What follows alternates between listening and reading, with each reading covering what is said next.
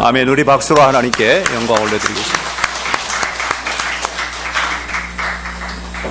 오늘 저는 그날은 옵니다, 그날은 옵니다 하는 제목으로 말씀을 나누면서 하나님께 함께 은혜 받기를 원합니다. 일제강점기 하에 있었던 우리 민족사에 보면 민족의 탄식은 하늘을 찌르는 듯 했습니다. 아파도 아프다고 말 못하고, 괴로워도 괴롭다고 표현 못하고, 모든 것을 잃은 것 같아도 누구에게 하소연하지 못했던 그 시절, 차갑게 들이닥친 한겨울과 같은 시기였습니다. 모든 주권을 잃어버리고 주고받는 말까지도 빼앗아가던 그 시절, 족보로 내려오는 성씨를 계명해야 했고 민족의 뿌리째 뽑아버리려고 했던 그 시기에 대부분의 사람들은 해방의 날, 광복의 날, 그날이 오리라고는 생각하지 못했습니다. 그러나 깨어있는 사람들은, 기도하는 사람들은 그날이 오리라고 분명히 확신하며 기도했고 외치고 부르짖었습니다. 1926년 이상화 시인은 이렇게 탄식의 시를 써 올렸습니다. 빼앗긴 들에도 봄은 오는가? 그 시귀의 몇 소절을 나누어 본다면, 빼앗긴 들에도 봄이 오는가? 지금은 남의 땅, 빼앗긴 들에도 봄은 오는가? 나는 온몸에 햇살을 받고 푸른 하늘을, 푸른 들이 맞붙은 곳으로 가르마 같은 논길을 따라 꿈속을 가는 것만 같나? 입술을 담은 하늘아, 들아, 내 마음에는 나 혼자 온 것 같지가 않구나. 내가 끌었느냐? 누가 부르더냐? 답답워라 말을 해다오. 그저 제목만 들어도 민족의 소름을 알게 되고 아픔이 배어나오며 고통을 상상할 수 있는 그런 시기라고 여겨집니다. 이미 1919년 김인현 3월 1일 정오, 토지자 본물 같은 대한독립 만세, 이걸 외쳤던 그 기간이 10년도 되지 않아서 그렇게 노래했던 그것을 보게 됩니다. 그런 외침 속에서 많은 선조들은 피를 흘리고 쓰러지고 피투성이가 되고 옥살이를 하고 순교의 피를, 순국의 피를 흘려 삼천리 반도강산을 적셨습니다. 목이 터져라 외치던 선조들은 목 놓아 외치다가 몸을 던지고 감옥에 투옥되기도 하고 죽음을 맞이하기도 했습니다. 마치 주님께서 십자가에서 흘리신 보혈을 남겼듯이 나라와 민족을 살리려는 그 정신으로 피를 흘렸습니다. 이렇게 탄식하듯이 빼앗긴 들에도 봄은 오는가? 그러나 봄은 왔습니다. 오고야 말았습니다. 오늘 우리가 이렇게 서 있고 이렇게 살아가고 있고 이렇게 누리고 있는 것은 이미 하나님의 계획 속에, 하나님의 섭리 속에, 하나님의 목적 속에 이루어가시는 그 하나님의 손길이 생생함을 우리가 알게 됩니다. 우리 한번 따라서 합시다. 봄은 옵니다. 오고야 맙니다. 할렐루야. 매섭게 차가운 온 바람이 나를 감싸고 메마른 대지처럼 쓸쓸하고 고독하고 외로움을 느끼는 그 순간에도 메마른 나뭇가지에 물이 차오르고 새싹이 피어나듯이 봄은 옵니다. 이 사실을 확신하고 믿는 것이 바로 믿음의 삶이라고 할 수가 있습니다. 긴 어둠의 터널을 지나고 나면 밤 하늘의 반짝이는 찬란한 별빛을 보게 되는 것이 인생입니다. 오늘 예배하는 여러분들 가운데도 혹 어렵고 힘들고 고통스럽고 마치 일제강점기에 우리 민족이 함께 겪었던 것 같은 아픔이 있고 고통이 있고 슬픔이 있고 괴로움이 있고 외로움이 있는 사람이 있다면 다시 한번 마음속으로 확신하십시다. 봄은 옵니다.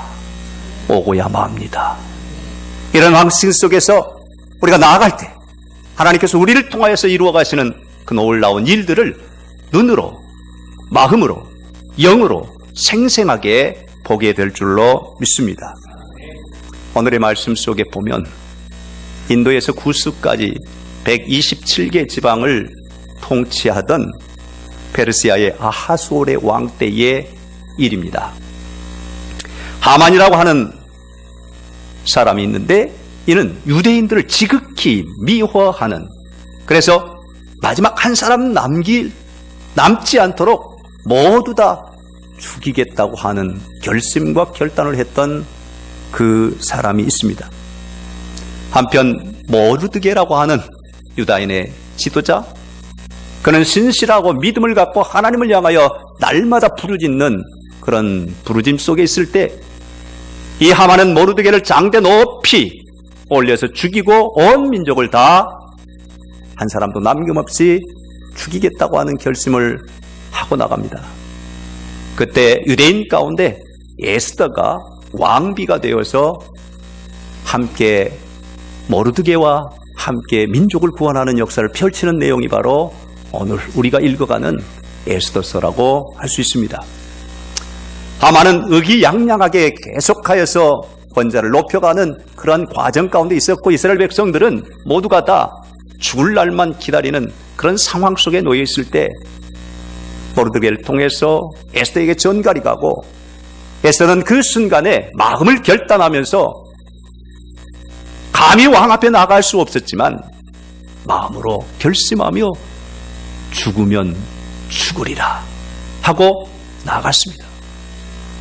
그리고 왕에게 민족의 상황과 처지, 그 입장들을 다 아뢰는 그 순간 신기한 일이 벌어집니다.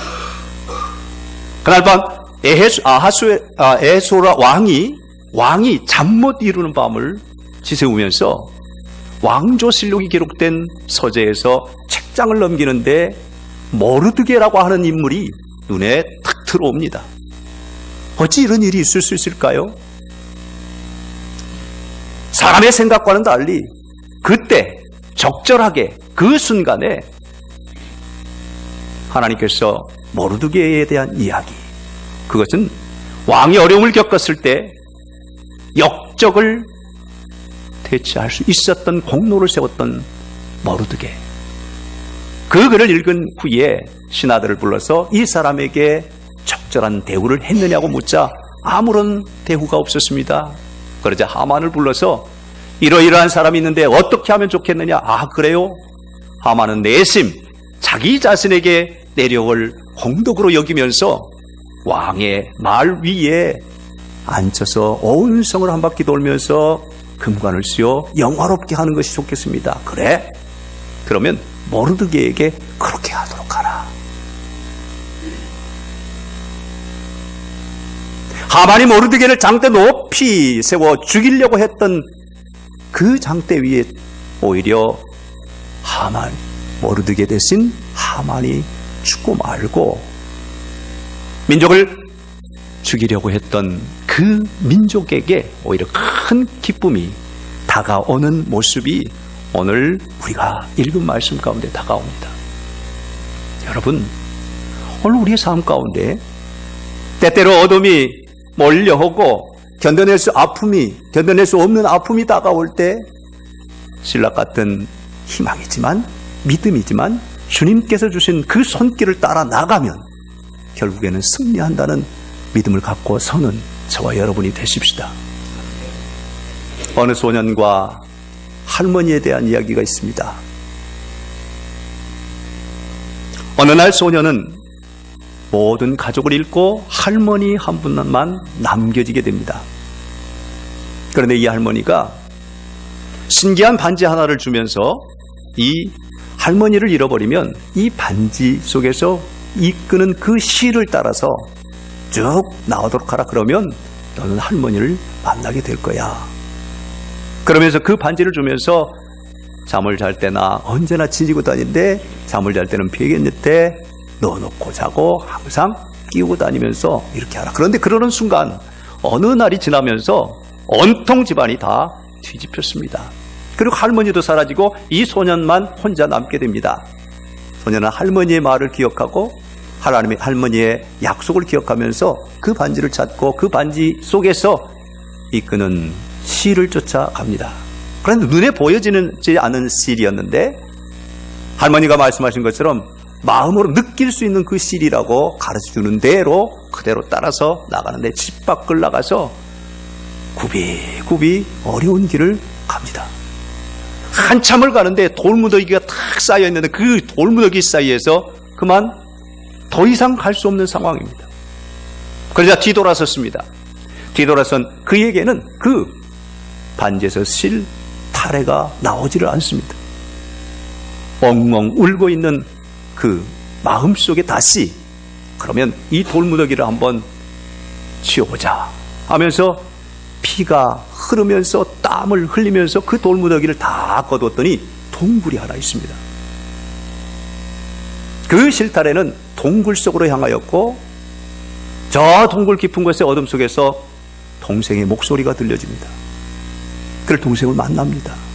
동생과 함께 그 실타래를 따라가는데 동생이 그곳에 머물러 있던 동생이 형아야 그쪽은 갈 수 없어. 그쪽은 막혀 있어. 그러나 실타래가 인도하는 대로 이 형은 그대로 따라 나섭니다. 한참을 그 어둠 속에서 그 동굴을 지나가는데 저 만치에서